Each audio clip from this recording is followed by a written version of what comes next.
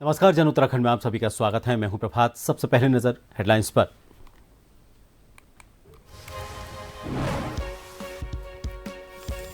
Budget 2026 में उत्तराखंड को खास पर्यटन से पलायन रोकने की तैयारी, इको फ्रेंडली ट्रेल विकसित करने की घोषणा, सभी जिलों में खुलेंगे गर्ल्स हॉस्टल, सीएम धामी ने की तारीफ। आम बजट पर आमने सामने कांग्रेस और भाजपा, उत्तराखंड कांग्रेस ने बताया निराशाजनक, भाजपा बोली मील का पत्थर।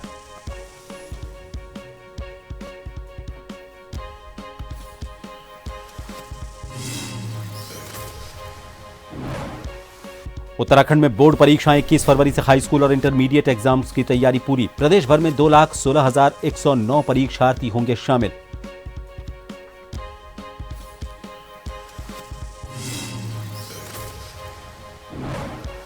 रुड़की में दर्दनाक सड़क हादसा, कोहरे में अज्ञात वाहन ने मारी टक्कर।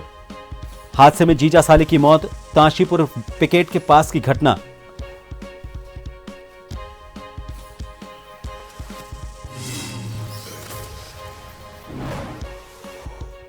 और माघ पूर्णिमा पर हरिद्वार में आस्था का सैलाब, हर की पैड़ी पर श्रद्धालुओं ने लगाई डुबकी। 5 राज्यों के लोगों ने किया दीपदान।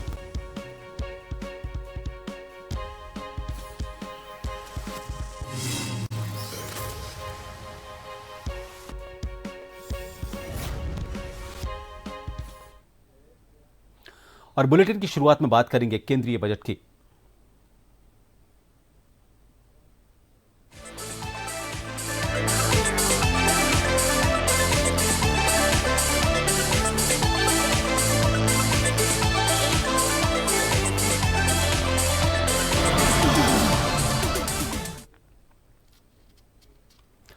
उत्तराखंड के मुख्यमंत्री पुष्कर सिंह धामी ने केंद्रीय बजट 2026-27 की सराहना करते हुए कहा कि यह बजट देश और राज्यों के विकास को नई दिशा देने के साथ ही सभी वर्गों के लिए अवसरों को बढ़ाने वाला है। उन्होंने कहा कि बजट में आर्थिक विकास तेज करने, लोगों की आकांक्षाओं को पूरा करने और सबका साथ सबका विकास सुनिश्चित करने पर जोर दिया गया है। आशा अपेक्षाएं, उनकी आकांक्षाओं को पूरा करने वाला बजट है और साथ ही जो भारत एक महाशक्ति के रूप में, आर्थिक महाशक्ति के रूप में उभर रहा है, आज दुनिया की चौथी सबसे बड़ी अर्थव्यवस्था बन गया है, उसको और विस्तार देने वाला बजट है। इसके साथ साथ लोकल से ग्लोबल बनने का बजट है और लोक कल्याणकारी बजट है। इसमें हर वर्ग के उत्थान का प्रावधान किया गया है। हर राज्य का, वहाँ की परिस्थितियों का पूरी तरह से ध्यान करते हुए इस बजट को बनाया गया है। भारत के संकल्प को पूरा करने वाला यह बजट है। केंद्रीय वित्त मंत्री निर्मला सीतारामन ने आज संसद में बजट पेश किया और उसके बाद उत्तराखंड में बजट को लेकर जो प्रतिक्रियाएं सामने आई उसमें उत्साह का माहौल देखने को मिला। कैबिनेट मंत्री गणेश जोशी के कैंप कार्यालय में पार्टी कार्यकर्ताओं और समर्थकों ने एकत्र होकर बजट भाषण को देखा और उस पर चर्चा की। इस दौरान कैबिनेट मंत्री गणेश जोशी ने बजट को जनभावनाओं के अनुरूप बताते हुए इसे देश और प्रदेश के लिए हितकारी करार दिया। कैबिनेट मंत्री गणेश जोशी ने कहा कि वर्ष 2025 में 50 लाख करोड़ रुपए के बजट को बढ़ाकर 54 लाख करोड़ रुपए किया जाना देश की मजबूत आर्थिक दिशा को दर्शाता है। जनभावना के अनुरूप बजट माननीय वित्त मंत्री जी ने प्रस्तुत किया है। इसके लिए मैं माननीय प्रधानमंत्री जी का, माननीय वित्त मंत्री जी का विशेष आदर करता हूँ। जहां 2025 में बजट 50 लाख करोड़ का था, उसको बढ़ाकर 54 लाख करोड़ किया गया। किसानों को विशेष राहत दी गई है और उच्च मूल्य वाली फसलों को बढ़ावा देने की बात इस बजट में कही गई है। उसका सबसे ज़्यादा फायदा हमको मिलने वाला है। आज सबसे ज़्यादा एमएसपी और किसी फसल का है तो मंडुवे का है और हमारा मंडुवा सबसे बेहतर है, उसकी बहुत डिमांड है, हमें फायदा मिलेगा। इसी प्रकार तराई के क्षेत्र में ड्रैगन फ्रूट, जिसके लिए हमारी सरकार काम कर रही है, हमें फायदा मिलेगा। संसद में पेश केंद्रीय बजट पर उत्तराखंड कांग्रेस ने तीखी प्रतिक्रिया दी है। कांग्रेस प्रदेश प्रवक्ता शिशपाल बिष्ट ने इस बजट को देश और प्रदेश दोनों के लिए निराशाजनक बताया है। उन्होंने कहा कि देश भर में बढ़ती बेरोजगारी के बीच लोगों को इस बजट से रोजगार सृजन की बड़ी उम्मीद थी, लेकिन बजट उस पर खरा नहीं उतर पाया। शिषपाल बिष्ट के अनुसार उत्तराखंड लंबे समय से ग्रीन बोनस की मांग कर रहा है। पर्यटन को बढ़ावा देने और आपदाओं से निपटने के लिए भी विशेष पैकेज की जरूरत थी, जो बजट में नजर नहीं आया। उन्होंने दावा किया कि यह बजट न व्यापारियों, न महिलाओं और न ही बेरोजगार युवाओं के हित में है।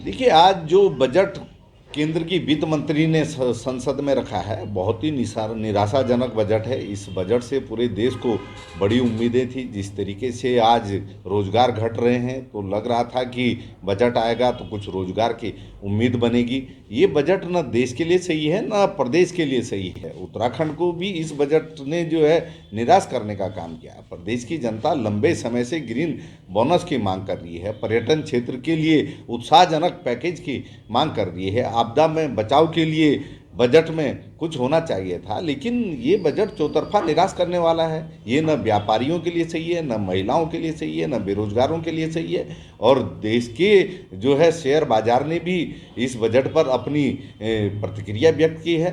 जैसे ही वित्त मंत्री का बजट भाषण समाप्त हुआ, आप देखिए सेंसेक्स ने 2300 अंकों की जो है ढलान पकड़ ली।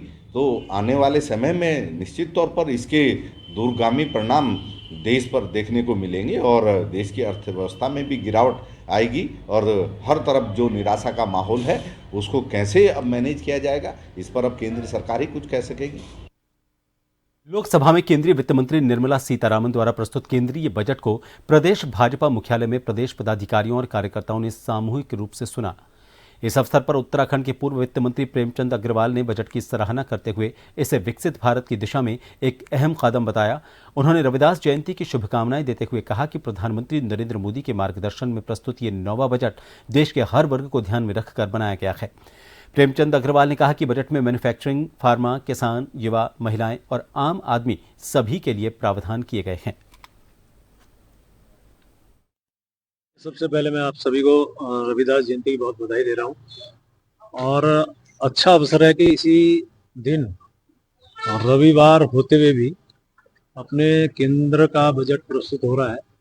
माननीय प्रधानमंत्री जी के मार्गदर्शन में जिस प्रकार से हमारी केंद्रीय वित्त मंत्री सीतारमण जी अपना 9वां बजट पेश कर रही है, अच्छा लग रहा है कि जब वो पूरा बजट प्रस्तुत कर रही है और जिस प्रकार से उन्होंने पूरे इस विकसित भारत को बेस मानते हुए, यानी कि विकसित भारत की तरफ बढ़ता हुआ हमारा ये भारत के लिए बजट प्रस्तुत किया गया।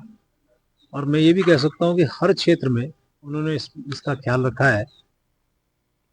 काशीपुर स्थित भाजपा जिला कार्यालय में बजट पर चर्चा कार्यक्रम का आयोजन किया गया। यहां पर विधायक त्रिलोक सिंह चीमा और जिलाध्यक्ष मनोज पाल की मौजूदगी में कार्यकर्ताओं ने बड़ी स्क्रीन पर आम बजट देखा और नेताओं ने बजट की सराहना करते हुए कहा कि इसमें 7 नए हाईवे, 5 मेडिकल हब और 22 नए जलमार्ग बनाने का प्रावधान किया गया है।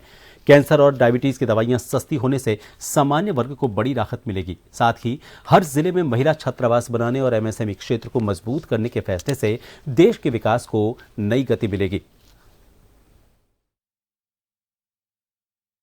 देखिए, अपने देश के यशस्वी प्रधानमंत्री जी के नेतृत्व में जो यात्रा 2014 से चल रही है, तो निरंतर आज अपने देश की वित्त मंत्री आदरणीय सीतारमण जी ने 9वीं बार, एक सशक्त महिला ने 9वीं बार देश का बजट पेश किया है। मैं सबसे पहले अपने देश के यशस्वी प्रधानमंत्री जी का, अपने केंद्रीय मंत्री जी का हृदय से आभार प्रकट करता हूं कि किस प्रकार से हृदय स्पर्शी ये बजट आया। मैंने भी देखा है कई सारे जल मार्गों को, रेल की कनेक्टिविटी को लेकर, मेडिकल के क्षेत्र में, आयुर्वेद के क्षेत्र में, कृषि के क्षेत्र में कोई क्षेत्र नहीं बचा है। इतना अपनी बच्चियों की सुरक्षा के लिए हर जिले के अंदर एक महिला छात्रावास बनाने की घोषणा की है। और इस बजट के कारण निश्चित तौर पर जो हमारी लगातार जीडीपी 6.8 थी, वो बढ़कर 7 हुई है। और जो हम विश्व गुरु बनने की ओर आगे बढ़ रहे हैं, वो लक्ष्य हमारा अब दूर नहीं है। बड़ा ही विजनरी बजट है और इसमें हर सेक्टर में ग्रोथ देखी गई है। और खासकर कॉर्पोरेशन और इंफ्रास्ट्रक्चर पे दिया गया है। और इंडस्ट्रियल एग्रीकल्चर ग्रोथ, हर सेक्टर, कोई ऐसा सेक्टर नहीं छूटा है जिसमें ग्रोथ नहीं हुई है। हमारी जो ग्रोथ 7% की ग्रोथ है, हम एक्सपेक्ट करते हैं कि आने वाली ग्रोथ जो है और अच्छी होगी, ताकि हमारा विकसित भारत का सपना 2047 का वो साकार हो सके। आज जो बजट पेश हुआ है वह एक अच्छा बजट है। जैसे कि पहले भी बजट हमारे पेश होते रहे, लेकिन इस बजट में और स्पेशल तौर पे गरीबों के लिए, उद्योगों में, एमएसएमई में, और जिस तरह से आगे बढ़ने के लिए, देश के लिए 2047 तक हमारा देश किस तरह विकसित देश बन सकता है, उसके बाद उसको ध्यान में रखते हुए हमारा बजट पेश किया गया है। संसद में वित्त मंत्री निर्मला सीतारामन द्वारा केंद्रीय बजट पेश किए जाने के बाद अलग अलग वर्गों की प्रतिक्रियाएं सामने आ रही हैं। जहां सरकार इस बजट को विकासोन्मुखी बता रही है, वहीं व्यापारी और आम आदमी इससे पूरी तरह संतुष्ट नजर नहीं आ रहे। व्यापारी वर्ग का कहना है कि इस बजट में मध्यम और छोटे व्यापारियों के लिए कोई ठोस राहत नहीं दी गई है। टैक्स प्रणाली को लेकर जमीनी स्तर पर अब भी परेशानियां बनी हुई हैं और इससे कारोबार पर असर पड़ रहा है। आम आदमी का कहना है कि महंगाई, रोजगार और रोजमर्रा की जरूरतों को लेकर बजट में कोई बड़ी राहत नजर नहीं आती। लोगों को उम्मीद थी कि बजट में आम जनता के लिए सीधी राहत के उपाय किए जाएंगे, लेकिन उनकी अपेक्षाएं पूरी नहीं हो पाईं।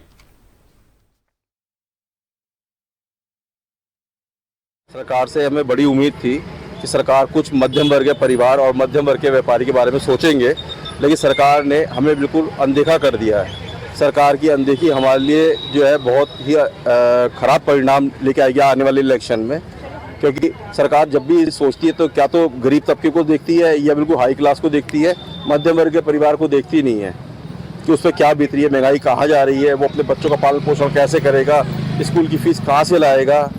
मतलब कोई सोच नहीं है, मध्यम वर्ग के परिवार के लिए कोई सोच नहीं है। और व्यापारी तो वैसे ही मरता आ रहा है, क्योंकि जो चीज़ बाजार में टैक्स जीएसटी पेड करने के बाद जिस रेट में आ रही है उससे कम रेट तो आप ऑनलाइन में बेच रहे हो, तो बाजार में ग्राहक आएगा क्यों? क्योंकि सब सारा बिजनेस तो आपने दवाई से लेके कपड़े सब कुछ तो आपने ऑनलाइन में ले जाके रख दिया है, बाजार में आ कहाँ रहा है ग्राहक।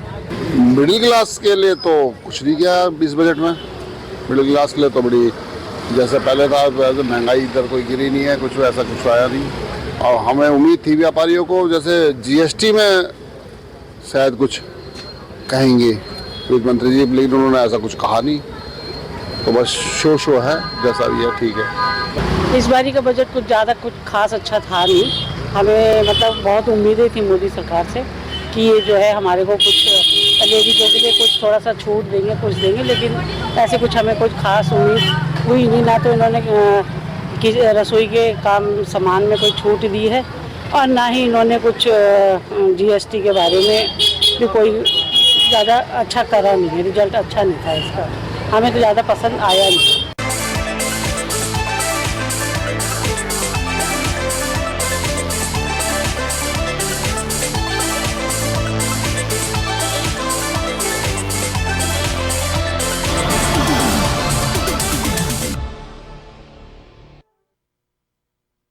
काशीपुर में आज संत शिरोमणि संत रविदास की 649वीं जयंती बड़े धूमधाम और हर्षोल्लास के साथ मनाई गई। देश और प्रदेश के विभिन्न जगहों के साथ साथ उधम सिंह नगर जिले के काशीपुर में भाजपा जिला कार्यालय में एक कार्यक्रम हुआ।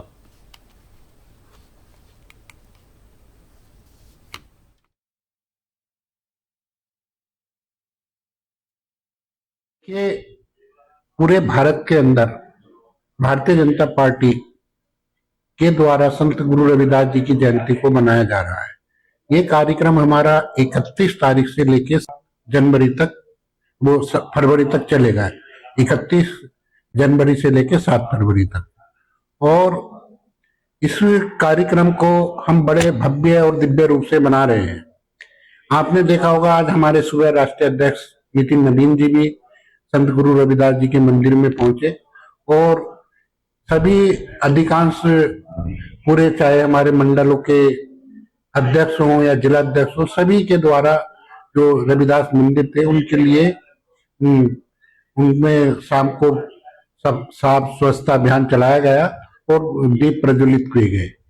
मैं आप उत्तराखंड की जनता को भी बताना चाहता हूं, आदरणीय मुख्यमंत्री पुष्कर सिंह धामी जी के द्वारा भी हरिद्वार के अंदर एक भव्य और दिव्य समरसता स्मारक बनाया जाएगा, जिसमें संत गुरु रविदास सहित हमारे वाल्मीकि जी हों या डॉक्टर भीमराव अंबेडकर जी हों, उन सभी का एक भव्य स्मारक बनाया जा रहा है। संत सुब्रमण्य रविदास जी महाराज, जिन्होंने इस देश के भीतर सामाजिक समरसता को बढ़ावा दिया, जिन्होंने इस देश के भीतर समरस भारत का एक ज्ञान प्रत्येक नागरिक को देने का काम किया, और लंबे समय से उनके जो ज्ञान के माध्यम से, लेखन के माध्यम से जो समाज को दिशा मिली, उससे कहीं ना कहीं उत्थान की प्राप्ति हुई। और संत रविदास जी की जयंती को मनाने के लिए अपना भारतीय जनता पार्टी अनुसूचित जाति मोर्चा सर्व समाज का आह्वान करके आज जो जिला कार्यालय काशीपुर है वहां पर गोष्ठी का कार्यक्रम कर रहा है, और बड़ी उत्साह के साथ बहुत सारे कार्यकर्ता यहाँ पहुंचे, आम जनमानस के सभी बंधु पहुंचे, और हमारा आग्रह है कि संत रविदास जी के जीवन से प्रेरणा लेकर उनकी ज्ञानवर्धक उनकी जो लेखनी है उसका अध्ययन करके जीवन में आगे बढ़े और एक समरस भारत की जो एक सपना है उसको सब लोग मिलकर साकार करें। रुड़की में सेवा, संस्कार और समर्पण की मिसाल उस वक्त देखने को मिली जब बीटीगंज स्थित जैन धर्मशाला में आयोजित विशाल निःशुल्क स्वास्थ्य शिविर का उद्घाटन वरिष्ठ भाजपा नेता, पूर्व मुख्यमंत्री और पूर्व राज्यपाल भगत सिंह कोश्यारी ने किया। युवा भाजपा नेता ध्रुव गुप्ता द्वारा आयोजित इस स्वास्थ्य शिविर को समाज सेवा की दिशा में एक सराहनीय कदम बताते हुए भगत सिंह कोश्यारी ने कहा कि ऐसे आयोजनों से जरूरतमंदों को न सिर्फ उपचार मिलता है बल्कि समाज में सकारात्मक संदेश भी जाता है। पड़ोस के देशों में युवा जो है जनजी चला करके तोड़ फोड़ कर रहा है, राष्ट्र को बर्बाद कर रहे हैं, और यहाँ हमारे युवा और विशेष करके हमारे भारतीय जनता पार्टी के युवा मोर्चा के बच्चे, ये जो नौजवान हैं, ये समाज में स्वास्थ्य की सेवा और अन्य लोगों को जो भी सुविधा होती है उस दृष्टि से हमारे युवा काम कर रहे हैं। और ध्रुव गुप्ता ने जो ये काम किया है, इसने मुझे कहा कि हम पिछले 8 वर्ष से काम कर रहे हैं, तो इसकी तो जितनी प्रशंसा की जाए उतना कम है। और मुझे लगता है कि इस अवसर पर हमारे मीडिया के लोग भी यदि थोड़ा सा मिल करके कोई ब्लड डोनेशन कुछ भी कर देंगे तो राष्ट्र का भला होगा, कुछ लोगों का भला हो जाएगा। मैं ध्रुव को बहुत अधिक बधाई देता हूं और आप सबको धन्यवाद। लोहाघाट नगरपालिका परिषद के द्वारा नगर क्षेत्र के कूड़े के निस्तारण के लिए लोहाघाट के शंखपाल क्षेत्र में घने जंगलों के बीच ट्रेंचिंग ग्राउंड बनाया गया है। यहां पर पूरे लोहाघाट नगर का कूड़ा फेंका जाता है। इसके अलावा जिला पंचायत द्वारा भी आसपास के गांव का कूड़ा इसी ट्रेंचिंग ग्राउंड में फेंका जा रहा है। घने जंगलों के बीच बने इस ट्रेंचिंग ग्राउंड में कूड़े के ढेर लग चुके हैं। कूड़ा निस्तारण के लिए यहां आग लगा दी जाती है, जिससे कई पेड़ों को नुकसान पहुंच चुका है।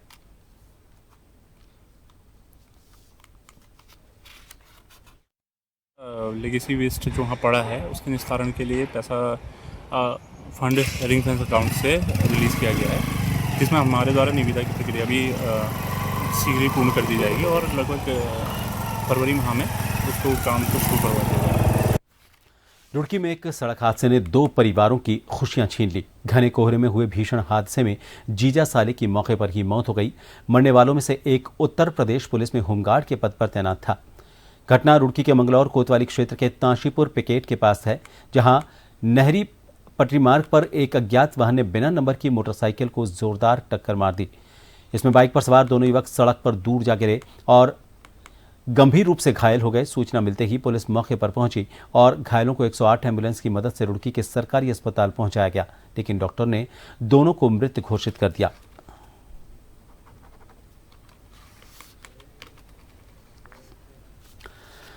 चंपावत जिले के लोहाघाट नगर की यातायात व्यवस्था को मजबूत बनाने और वाहनों को पार्क होने में हो रही दिक्कत को देखते हुए प्रशासन के द्वारा लोहाघाट नगर के पर्यटक आवास गृह और शिवालय मंदिर के पास पार्किंग का निर्माण कार्य पूरा कर लिया गया है।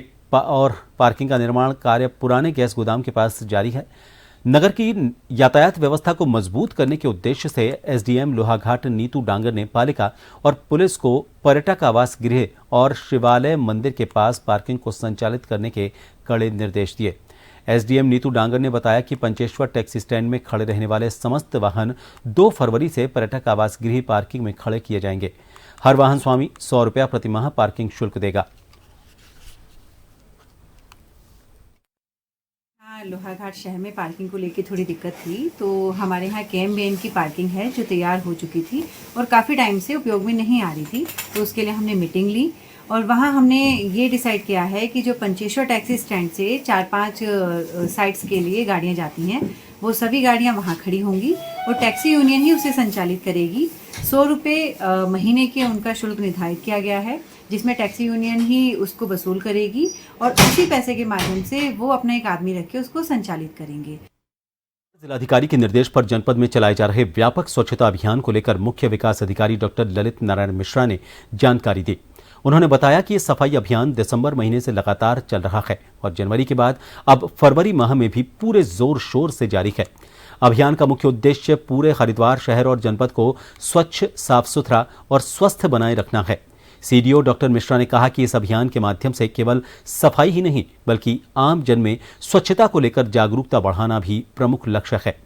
उन्होंने बताया कि अभियान को सफल बनाने के लिए जनता की सक्रिय भागीदारी सुनिश्चित की जा रही है और रविवार को भी जन सहभाग के साथ विशेष सफाई अभियान चलाए जा रहे हैं।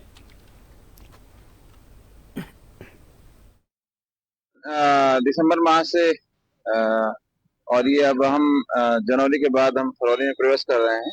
लगातार चल रहा है और इसमें हमारी जो कॉन्सेप्ट है वो है कि पूरे हरिद्वार शहर को, पूरे हरिद्वार जनपद को हमें स्वच्छ, साफ सुथरा रखना है। तो इससे इसमें एक अवेयरनेस भी हमें बढ़ानी है, जन जागरूकता भी बढ़ानी है और इसमें काफी पब्लिक पार्टिसिपेशन हमें मिल रहा है। और इसके तहत हम जो अभियान ये चला रहे हैं उसमें संडे को भी अभियान जन सहभागिता के साथ चलाया जा रहा है। संपूर्ण जनपद को, चाहे शहर हो चाहे गांव हो, उनको निर्मल, स्वच्छ, सुंदर बनाए रखने के लिए माननीय मुख्यमंत्री जी के निर्देश पर जो है जिलाधिकारी महोदय और मुख्य विकास अधिकारी महोदय के सतत पर्यवेक्षण, अनुश्रवण और उनकी सहभागिता से पूरी जन समुदाय को सम्मिलित करके जो है ये बृहद सफाई अभियान चलाया जा रहा है, जिसके तहत सभी पंचायतों में जो है सभी विभागों के सहयोग से, और सबसे महत्वपूर्ण चीज है वहाँ के जो निर्वाचित जनप्रतिनिधि हैं और जो जन समुदाय है उनकी बृहद सहभागिता से संपूर्ण जनपद को सब सुंदर बनाए रखने के लिए सफाई अभियान चल रहा है। माघ पूर्णिमा पर पुण्य अर्जित करने के लिए श्रद्धालु बड़ी संख्या में धर्मनगरी हरिद्वार का रुख कर रहे हैं। यहां हर की पैड़ी पर आज सुबह से गंगा स्नान करने वालों की भीड़ उमड़ने लगी। माघ पूर्णिमा पर गंगा स्नान का विशेष महत्व बताया जाता है, इसलिए श्रद्धालु दूर दूर से हरिद्वार पहुंचे और हर की पैड़ी पर गंगा में आस्था की डुबकी लगाई। पुलिस और प्रशासन की ओर से भी श्रद्धालुओं की सुरक्षा और व्यवस्था के लिए पर्याप्त इंतजाम किए गए। बहुत अच्छा महसूस हो रहा है, बहुत ही दिव्य महसूस हो रहा है, जैसे माता गंगा की साक्षात कृपा हो रही हो, महादेव की कृपा हो। कहते जब लगी थी पर अब नहीं लग रही, अब ऐसा लग रहा है जैसे माता का आशीर्वाद हो। बहुत ही अच्छा नज़ारा, एकदम देखने दिखाने लायक और बेहतरीन, आनंद आ रहा है, पूरा आनंद आ रहा है, भक्ति में है। उत्तराखंड के मैदानी क्षेत्रों से लेकर पर्वतीय इलाकों तक गुलदार का आतंक थमने का नाम नहीं ले रहा है। अल्मोड़ा जिले के विकासखंड सल्ट अंतर्गत टोटाम गांव में दिन दहाड़े गुलदार दिखाई देने से ग्रामीणों में दहशत का माहौल बन गया। ग्राम के रहने वाले बालम सिंह ने घटना की सूचना वन विभाग को दी। सूचना मिलते ही डीएफओ अल्मोड़ा दीपक सिंह के निर्देश पर वन क्षेत्राधिकारी मोहन गंगा सरन के नेतृत्व में वन विभाग की टीम का गठन किया गया। टीम ने मौके पर पहुंचकर मुआयना किया और ग्रामीणों को मानव वन्यजीव संघर्ष से बचाव के प्रति जागरूक किया। तो सूचना मिलते ही मौके पे वन विभाग की टीम जो पहुंची हुई है और हमने गांव में मीटिंग करके डोर टू डोर भी लोगों को सतर्क किया है कि आप लोग थोड़ा अवेयर रहे, अकेले जंगलों में ना जाएं। महिलाएं और बुजुर्ग जो है विशेष तौर पर ध्यान रखें कि अगर वो जंगल जाते हैं घास लेने के लिए, महिलाएं जंगल घास लेने जाती हैं तो समूह में जाएं और समूह में ही आएं। और जंगल जब जाएं तो हल्ला गुल्ला करते हुए जाएं, क्योंकि कभी कभी जो घटनाएं होती हैं, ह्यूमन वाइल्ड लाइफ कॉन्फ्लिक्ट जो हो जाता है वो अचानक हो जाता है, जानवर को पता नहीं होता है, अपने बचाव में आके हमला कर लेता है। तो उससे अगर आप जंगल जाएं तो हल्ला गुल्ला करेंगे तो जानवर दूर भाग जाएगा वहां से। और शाम को जो है अंधेरा होने से पहले आप लोग अपने घरों की ओर आ जाएं। सुबह जब से पता लगा कि हमें कि 4 टाइगर यहाँ पे दिखे करके, मंदिर के सामने में उसका वीडियो भी था, और जैसे ही मेरे को पता लगा मैंने डीएफओ साहब और एसडीएम सल्ट महोदय इनको मेल लिखी। मेल देने के बाद तहसीलदार महोदय को मैंने सीधे ही कॉल किया। कॉल करने के बाद उनका मेरे को मैसेज आया कि हमने जो है विभाग को बता दिया है और आपके यहाँ वन विभाग की टीम जो है पहुंचने वाली है या पहुंच जाएगी। लेकिन दिक्कत ये थी कि जो यहाँ के वन दरोगा जो बीट वाले दरोगा जी हैं, वो आज किसी ऑफिशियल वर्क से काशीपुर या कहीं जाने की बात कर रहे थे, तो उनके साथ के 2-3 लोग यहाँ पे पहुंचे हुए हैं इस समय। और गांव की स्थिति में ऐसा था, थोड़ा डर का माहौल है गांव में। उत्तराखंड के उत्तरकाशी में गंगोत्री यमुनोत्री धाम में बर्फबारी शुरू हो चुकी है और इसके अलावा 8 जिलों में देर रात से रुक रुक कर बारिश हो रही है। इनमें अल्मोड़ा, नैनीताल, देहरादून, उत्तरकाशी, रुद्रप्रयाग, चमोली, बागेश्वर और पिथौरागढ़ शामिल हैं। इसके अलावा मौसम विभाग ने आज देहरादून, उत्तरकाशी, रुद्रप्रयाग, चमोली, बागेश्वर और पिथौरागढ़ के ऊंचाई वाले क्षेत्रों में बर्फबारी की संभावना जताई है। साथ ही 3000 मीटर और उससे ज्यादा ऊंचाई वाले इलाकों में भी बर्फबारी हो सकती है। वहीं देहरादून, पौड़ी, हरिद्वार, नैनीताल और उधम सिंह नगर जनपद में कहीं कहीं गरज के साथ आकाशीय बिजली चमकने और 30 से 40 किलोमीटर प्रति घंटे की रफ्तार से झोंकेदार हवाएं चलने की संभावना है। राज्य के अन्य जिलों में भी कहीं कहीं गरज के साथ आकाशीय बिजली चमकने की आशंका जताई गई है।